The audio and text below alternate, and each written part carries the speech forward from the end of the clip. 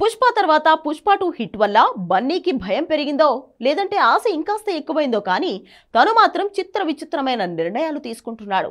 మొన్నటి వరకు ఎర్రచందనం చెక్కల స్మగ్లర్ గా కనిపించాడు. ఇప్పుడు సడన్ గా దేవుడి అవతారం ఎత్తుతున్నాడు. అది కూడా అంతా నటసింహం బాలయ్య చలవే. తనకి పాన్ ఇండియా లెవెల్లో ఇంకా మార్కెట్ క్రియేట్ కాలేదు.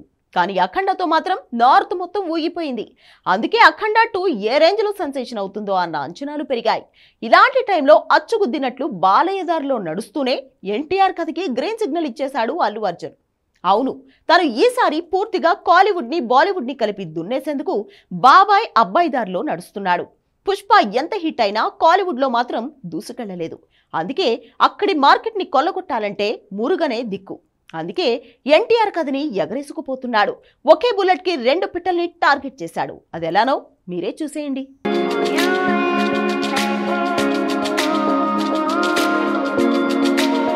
నటసింహం Balayya, man of masses NTR ఈ ఇద్దరి దారిలో ఐకాన్ స్టార్ నడిస్తే అటు కోలీవుడ్ మార్కెట్ ఇటు నార్త్ ఇండియా మార్కెట్ని క్లీన్ బౌల్ చేయొచ్చు.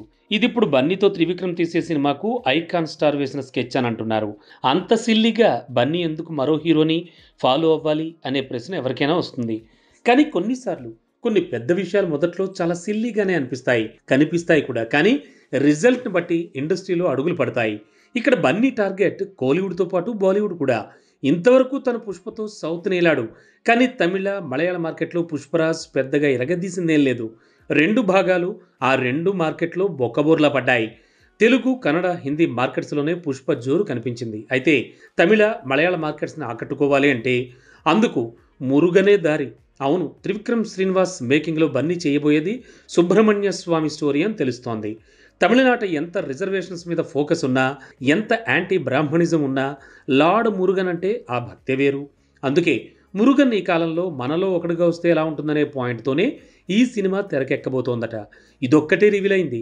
మైథాలజీ, ఫ్యాంటసీ ఇలా ఈ 2 జోనర్స్లో ఈ మూవీ రాబోతోంది. అయితే ఈ మూవీ చేయడానికి బన్నీకి ఇన్స్పిరేషన్ అఖండ 2నే. ప్రెజెంట్ నార్త్ ఇండియాలో ఓ మూవీ ఈజీగా హిట్ అవ్వాలి అంటే డివోషనల్ కాన్సెప్ట్ అయితే చాలు. కాస్త కథ, ఇంకాస్త మేకింగ్ బాగుంటే నార్త్ మార్కెట్ అంతా ఊగిపోతుంది.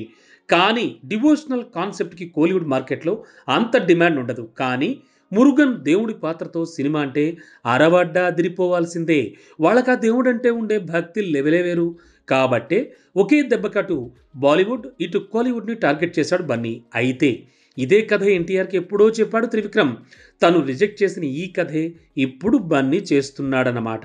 ఏదేమైనా అఖండ 2 తెరకెక్కే టైంలో అది రిలీజ్కి ముందే 500 కోట్ల బిజినెస్ చేస్తోందన్న వార్తల నేపథ్యంలో కార్తికేయగా మారిపోనున్నాడు బన్నీ.